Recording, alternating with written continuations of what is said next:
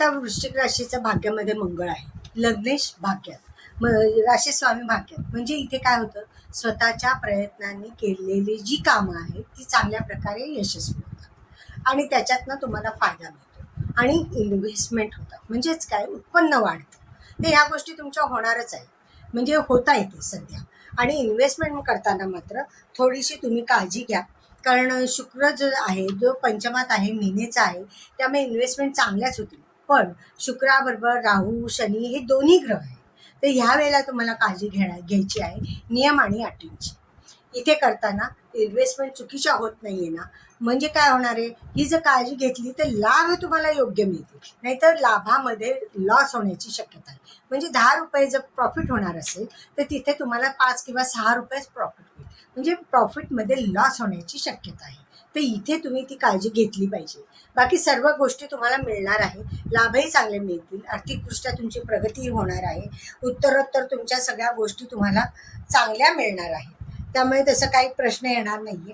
गुरुची साथ सध्या तरी तुम्हाला आहे, त्यामुळे जे काही लाभ आहे, स्वतःचं व्यक्तिमत्व विकास आहे किंवा तुमचे काही लोकांशी नाती आहेत, कम्युनिकेशन आहे, हे खूप चांगलं आहे आणि ते तसंच ठेवा.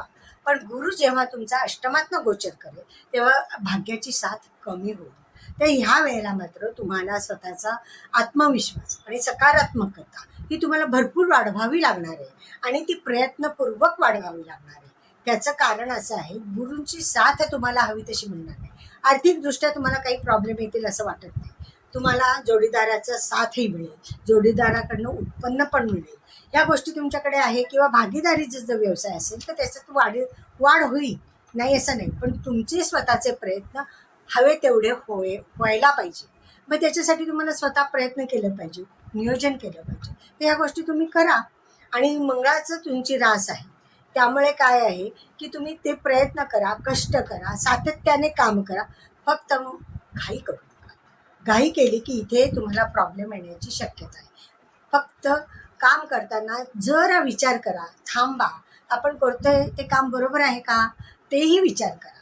तर ह्या गोष्टी जेव्हा तुमच्या लक्षात येतील की बाबा आपण जे काम करतोय कुठे चुकतंय का, हे जे तुमच्या लक्षात आलं तर चुका व्हायच्या खूप टळतील.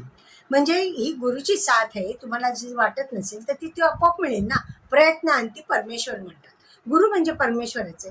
त्यात तुम्ही तुमचे प्रयत्न चांगले ठेवा, काम करण्याचं नियोजन चांगलं ठेवा. सगळ्या गोष्टी आहे, मंगळाची रास आहे, कष्ट करायला कधीही मागे पडणार नाही.